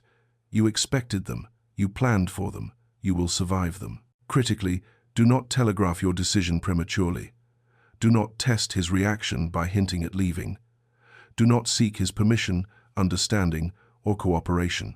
Make the decision internally, make your preparations quietly, and announce it only when you are ready to execute immediately. Premature disclosure gives him time to sabotage your plans, undermine your resolve, or create crises that make leaving seem impossible. Spend 1 week in what I call the internal certainty process.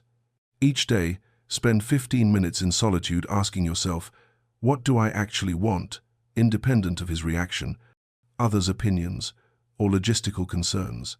If I could choose freely with no consequences, would I stay in this relationship? If the answer is consistently no, you have your decision. The logistics of how to leave are solvable problems. The question of whether to leave is answered. Begin quiet preparation, secure necessary documents, establish separate finances if applicable, identify where you will go, inform one trusted person of your decision, not the predator. Do this methodically and privately.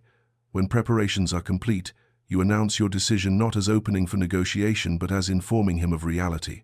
The most dangerous error is seeking the predator's validation of your decision to leave. I hope he understands why I must do this.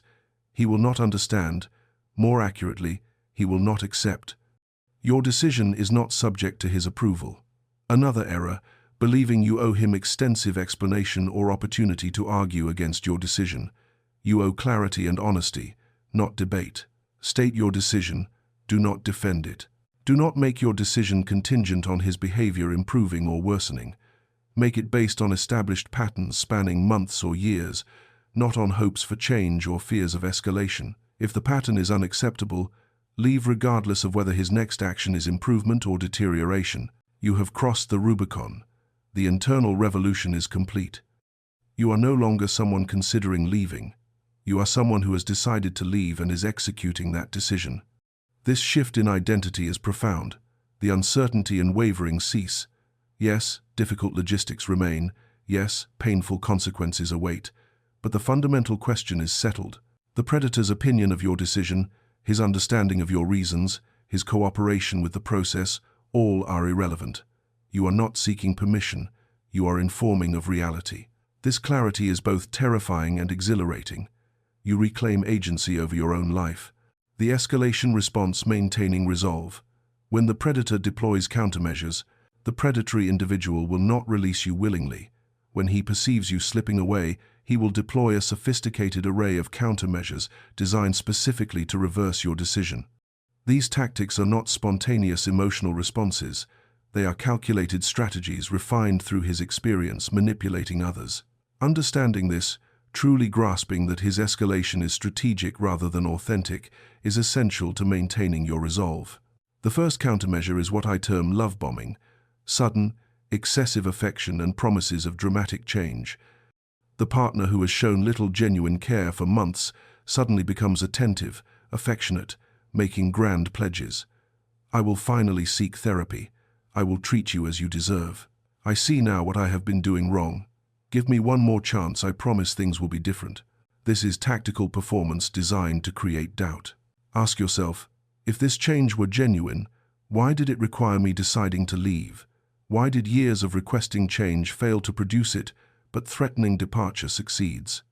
The answer reveals the truth. He is not changing. He is performing to reverse your decision. Once you stay, once the threat of consequences passes, the performance ends and previous patterns resume.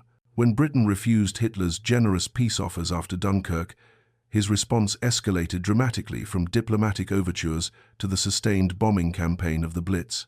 The escalation was not evidence that our rejection was wrong, it was evidence that our refusal was effective. Hitler escalated because diplomacy had failed. He could only achieve his goals through increasing force. The predator, in personal relations, operates identically. When one tactic fails, he escalates to more extreme measures. The second countermeasure involves threats and intimidation. You will regret this decision. I will ensure you get nothing. I will make certain everyone knows what you really are. You will never see the children. I will destroy your reputation. When he deploys threats, do not engage emotionally. Recognize threats as evidence of his character. He is willing to harm you, to control you, and as confirmation that leaving is correct. Document all threats carefully. Consult appropriate authorities or legal counsel. Proceed with your decision. Most threats are empty performances designed to frighten you into compliance. Those that are not must be addressed through proper channels, not by capitulating to intimidation. The third countermeasure is manufactured crisis. Suddenly he experiences emergency that seems to require postponing your departure. Illness, job loss, family catastrophe. Evaluate objectively. Is this crisis real? If real, will delaying your departure actually help, or will it merely re-establish the pattern you are breaking? Remember, he has survived every previous crisis without you managing it for him. He will survive this one. His crisis does not obligate your indefinite presence. The fourth countermeasure involves recruiting others to pressure you, mutual friends, family members, religious leaders, to reconsider. I term these recruited intermediaries, flying monkeys, borrowing from the Wizard of Oz, because they do the predator's bidding whilst believing they act from independent concern. These intermediaries typically have incomplete information, his version of events, not the full truth.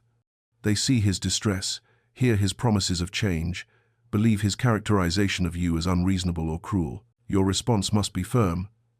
I appreciate your concern, but this decision is final and not subject to reconsideration. I am not discussing the details. Repeat as necessary. Do not defend. Do not explain. You owe them courtesy but not compliance.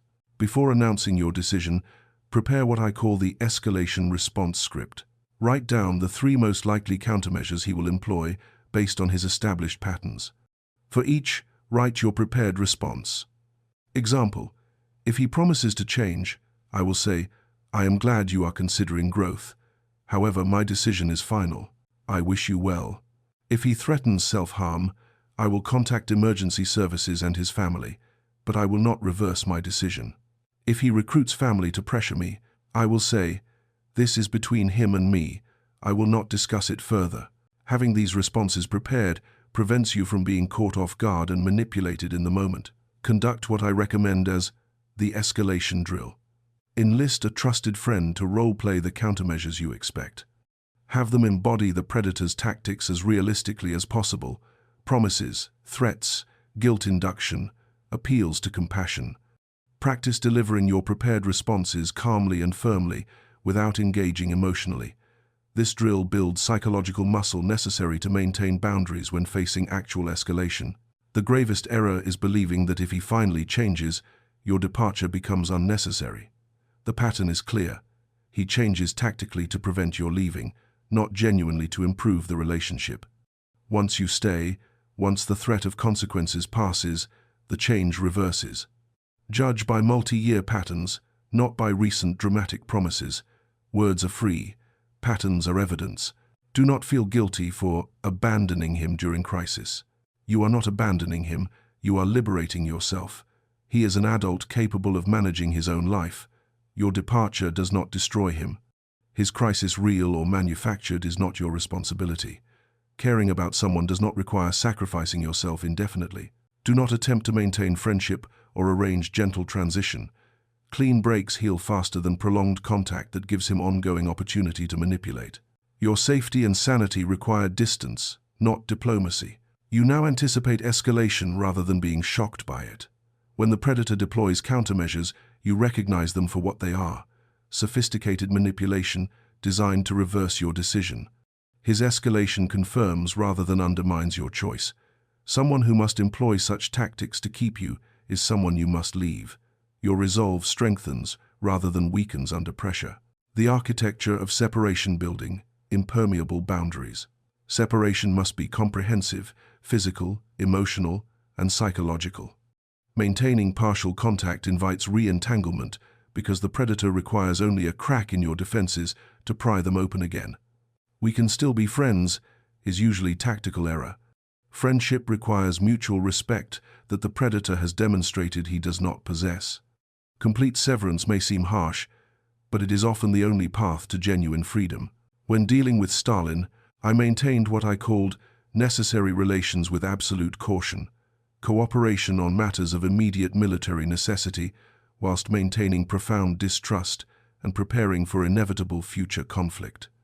Every interaction was documented. Every promise was viewed with deep skepticism. Every instance of cooperation was bounded by clear limitations. This was not friendship or genuine alliance. It was strategic engagement with dangerous actor whom circumstances did not permit me to avoid entirely.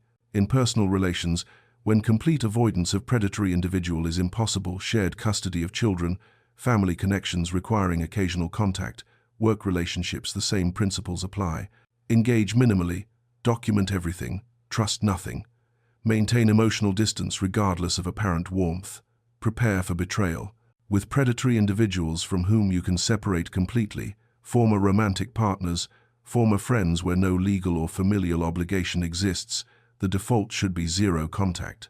Block telephone numbers, email addresses, social media accounts.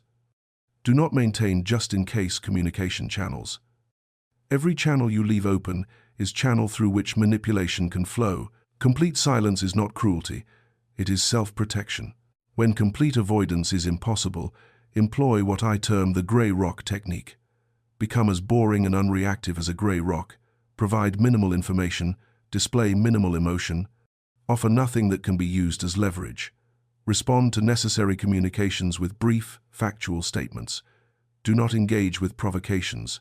Do not share personal information. Do not allow emotional hooks. You are civil, but impenetrable. For situations requiring ongoing contact, implement the document everything protocol. Communicate in writing when possible. When verbal communication proves necessary, follow up with written summary. Per our conversation today, we agreed that. This documentation serves dual purposes. It creates objective record of agreements and behavior, and it discourages manipulation.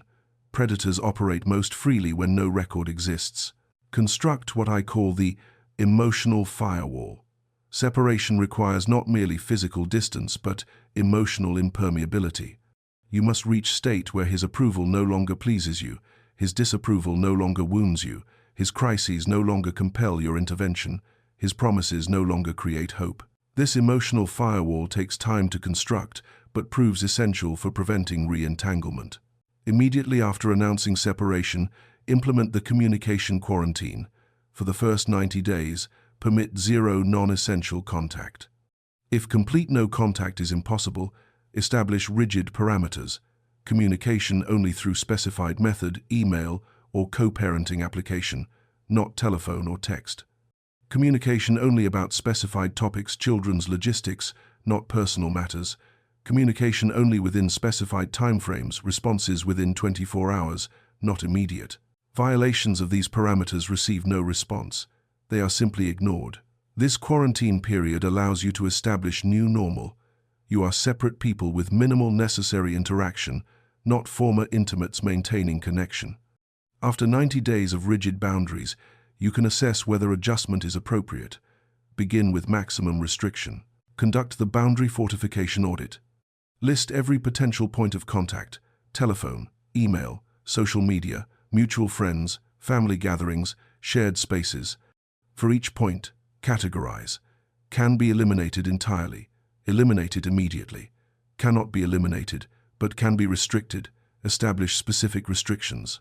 Cannot be restricted due to circumstances. Plan how you will employ gray rock and emotional firewall. Then take concrete action on every item. Block numbers. Establish email filters. Inform mutual friends you will not discuss him. Prepare scripts for unavoidable encounters.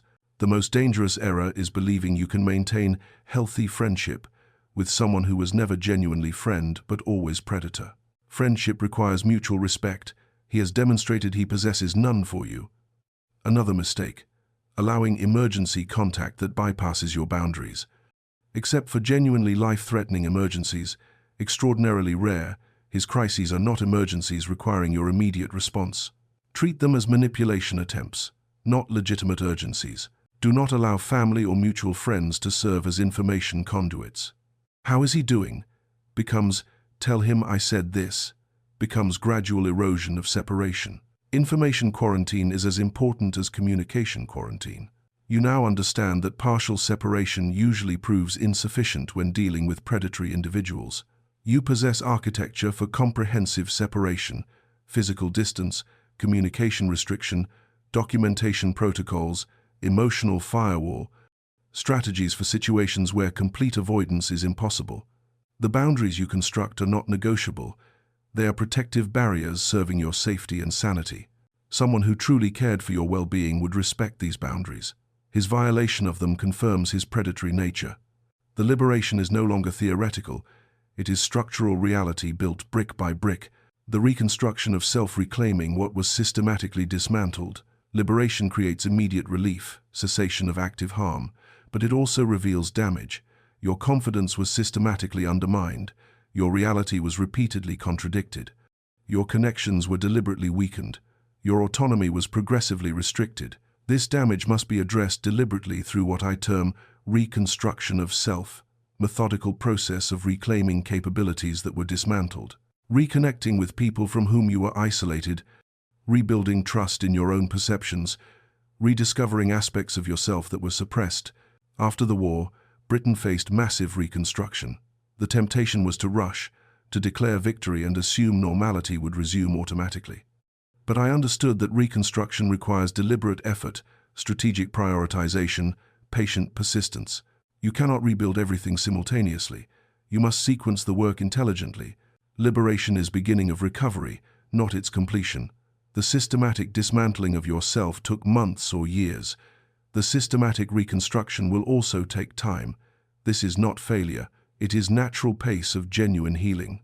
Begin reconstruction with most foundational elements: physical safety, financial stability, secure housing, basic routines.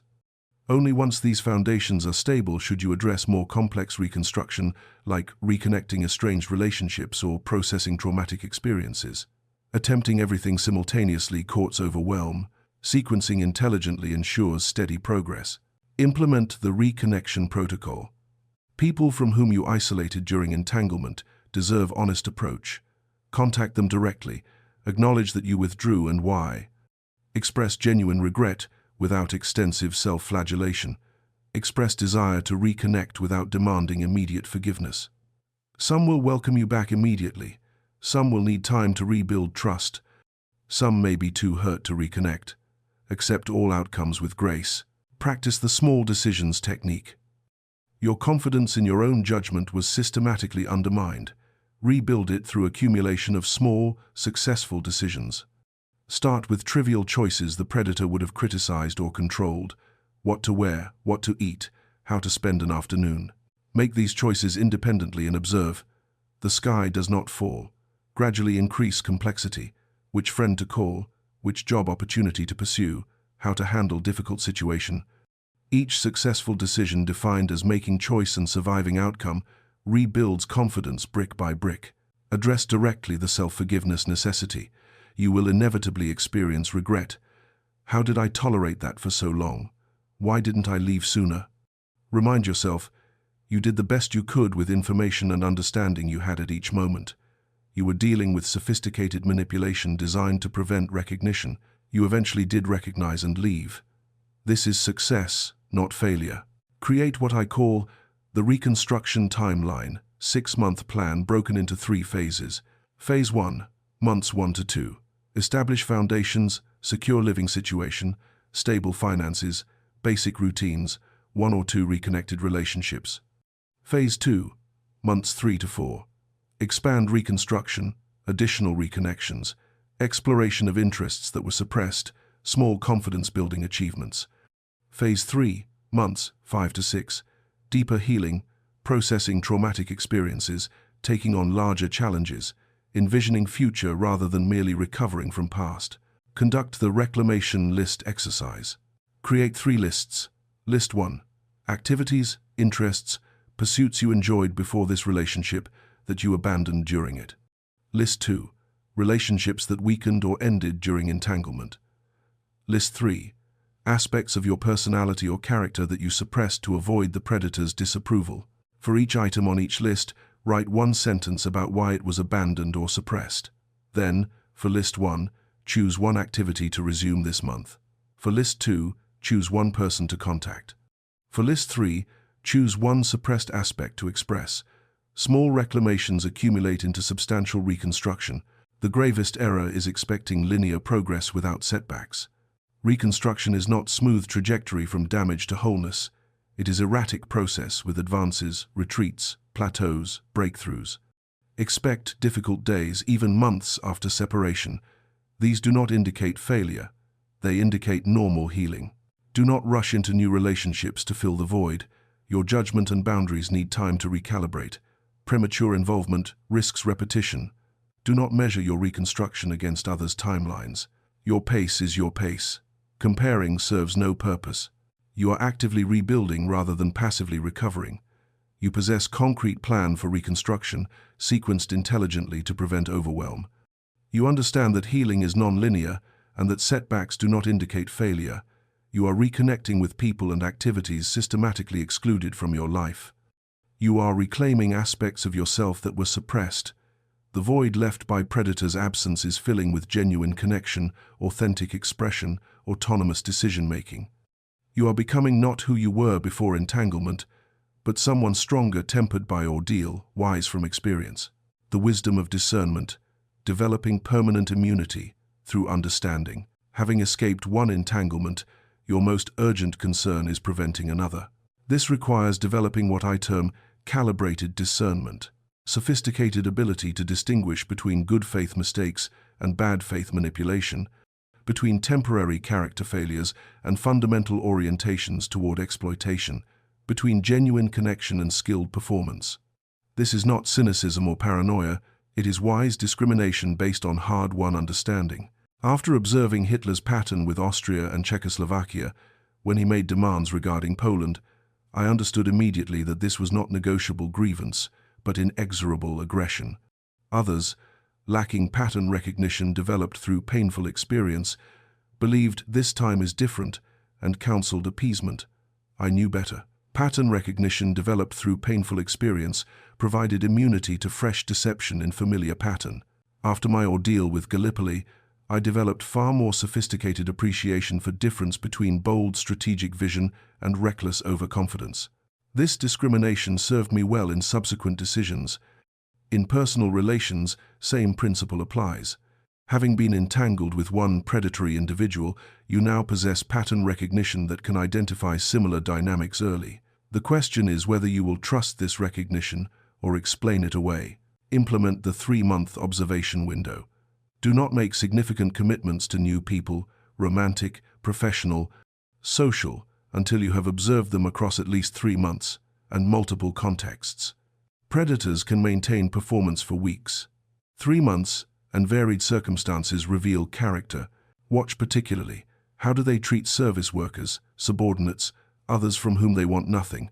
How do they speak about former partners, friends, colleagues? Do they take responsibility for their role in past conflicts, or are all previous relationships ended by others' failures? Apply the pattern over promises principle.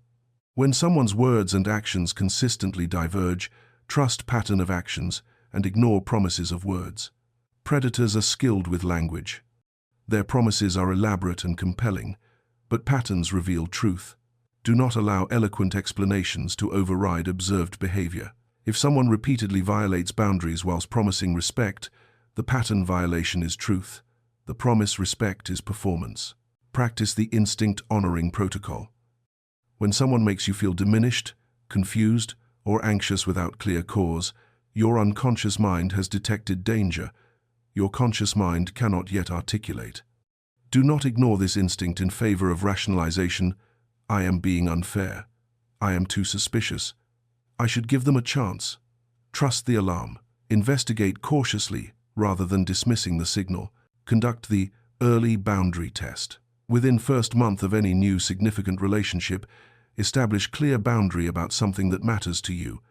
Observe response. Healthy people respect boundaries, even if inconvenient.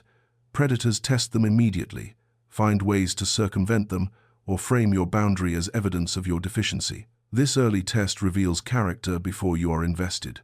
For every new person who enters your life in significant capacity, maintain what I call the pattern journal. For 3 months, note observations weekly. How did they treat others? Were their words and actions congruent? Did they respect boundaries you established? Did they demonstrate consistency across different contexts? At end of 3 months, review this journal. If you see patterns matching your previous experience with predatory individual inconsistency, boundary testing, disrespect toward others, divergence between words and actions, disengage before deeper involvement. You are not being paranoid. You are being wise. Better to wrongly distance from healthy person than to rightly entangle with another predator. Conduct the red flag identification exercise. Reflecting on your entanglement, list earliest signs that, in retrospect, indicated this person's predatory nature. These signs existed before you were deeply entangled. You simply did not recognize or heed them at the time. For each early sign, write, "If I encounter this sign again, I will," and specify your concrete response. End contact, increase caution, establish specific boundary. This exercise transforms hindsight into foresight. You are creating early warning system calibrated specifically to manipulation patterns you have experienced. The most dangerous error is overcompensating, from naivety to paranoia, becoming so suspicious of all people that you cannot form genuine connections. Discernment is not universal suspicion. It is calibrated trust. Most people are decent. Predators are minority. Your task is distinguishing between them, not assuming everyone is predatory. Do not believe that because you have learned these lessons, you are now invulnerable. Predators evolve. New patterns emerge. Different tactics may catch you off guard. Vigilance does not end. It simply becomes more sophisticated. Do not ignore early signs because you want person to be different than they are showing themselves to be. Hope is not evidence. Patterns are evidence. You now possess sophisticated discernment forged through painful experience. You can recognize manipulation in early stages rather than after months of escalation. You trust instincts when they signal danger rather than explaining away discomfort. You enforce boundaries at first violation rather than accommodating until erosion is complete. You observe patterns rather than accepting promises. You are not cynical or closed to connection. You are wise and selective about with whom you connect. The predator who once deceived you would not deceive you again. You have developed immunity to specific patterns he employed. This wisdom is permanent. From victim to victor to guide living, the wisdom and serving others. The ultimate transformation is not from entangled to free, but from survivor to master, someone who has transmuted suffering into wisdom and now lives that wisdom daily whilst offering guidance to others who remain trapped. This is not obligation but opportunity. Having walked through darkness you once thought would destroy you, you now possess light that others desperately need. When Britain emerged from the war, we faced choice: define ourselves by trauma of what we survived, or define ourselves by strength we discovered through surviving. I chose the latter. Moreover, those of us who had seen totalitarianism's true nature bore responsibility to warn others who had not yet experienced it. My Iron Curtain speech was fulfillment of this responsibility, using hard-won understanding to protect others from dangers they could not yet recognize. Similarly, those who have escaped toxic personal entanglements possess understanding that could protect others. When you encounter someone exhibiting early signs of entanglement you once ignored, you face choice. We remain silent. It is not your concern, or offer what you would have wanted someone to offer you when you were where they are now. Adopt what I term the mastery mindset. You are no longer defined by victimhood but by strength you discovered through ordeal. This does not mean denying that harm occurred. It means refusing to let that harm define you permanently. You are not someone who was exploited. You are someone who recognized exploitation, extracted yourself from it, and emerged wiser and stronger. This reframe is not denial. It is empowerment. Practice the recognition and response protocol. You will encounter others trapped in dynamics you recognize from experience. How to respond? First, recognize that you cannot save anyone who is not ready to save themselves. Second, offer observation without judgment. I notice that when you talk about him, you seem diminished. Is that something you have considered? Third, if they are receptive, share your experience honestly without prescription. This is what I experienced. This is what I learned. Take from it what serves you. Fourth, respect their timeline. You cannot accelerate their recognition. Implement the continuous integration practice. Wisdom is not static knowledge, but living practice. Regularly examine your current relationships, romantic, professional, social, against the 5 signs you learned. Are your boundaries being respected? Is reciprocity present? Is reality stable or contested? This examination is not paranoia, it is maintenance of hard-won clarity. Connect with what I term the community of the awakened, others who have navigated similar ordeals. This community serves multiple purposes: mutual support during difficult moments, collective wisdom greater than individual understanding, coordinated capacity to guide others. You need not navigate ongoing challenges alone. Others who have walked this path stand ready to support. Make 2 commitments to embody this final transformation. First, the personal mastery commitment. Each month, identify one situation where you applied the discernment you developed, where you recognized early warning signs and acted on them, where you enforced boundary that you once would have compromised, where you trusted instinct despite pressure to doubt it. Document these victories. They confirm that your wisdom is not merely theoretical but practically applied. Second, the service commitment. When you encounter someone trapped in dynamics you recognize, offer appropriate guidance. This may be as simple as recommending this work, as significant as sharing your story, or as direct as helping them develop an exit plan. You are not obligated to save everyone. You are responsible for offering what you can to those who are ready. Conduct the wisdom integration letter exercise. Write letter to someone currently trapped in entanglement similar to what you experienced. This person may be real or hypothetical. Tell them what you wish someone had told you, the truth about what they are experiencing, the liberation that awaits if they choose it, the strength they possess even if they cannot currently feel it, the specific steps that led you from recognition to freedom. This letter serves dual purposes. It solidifies your own understanding by requiring you to articulate it clearly, and it creates document you can share anonymously or directly when you encounter someone who needs it. Writing this letter completes your transformation from victim to guide. The gravest error is attempting to rescue people who are not ready to be rescued. You cannot want their freedom more than they want it themselves. Trying to save the unwilling will exhaust you and help no one. Do not define yourself permanently by your trauma. You are not a victim of narcissistic abuse as permanent identity. You are a person who experienced that and survived it and grew from it. Your identity is not your ordeal.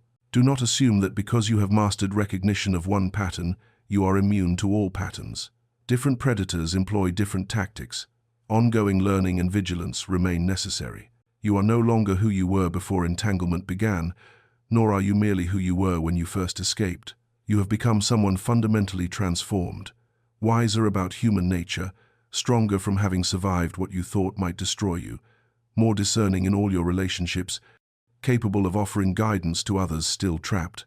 You live the wisdom daily, not as effort but as integrated practice. You recognize early what once took months to see. You enforce boundaries that once seemed impossible. You trust yourself in ways you once could not. When you encounter others where you once were, you offer the light they need without demanding they take it. This is mastery, not perfection but continuous practice of hard-won wisdom. This is transcendence, suffering transmuted into understanding that serves not only you but others. This is completion of the journey, though the practice continues for a lifetime. Never give in to anyone who would diminish you. Never again permit your reality to become negotiable, your resources to be exploited, your connections to be severed, your concerns to be inverted, your peace to be destroyed by deliberate unpredictability. You have emerged from fire tempered, stronger, wiser. You know evil when it presents itself in pleasant guise. You possess strength to stand alone rather than accept unacceptable companionship. You embody the wisdom this work has revealed. Live it, share it, and never, never, never give in.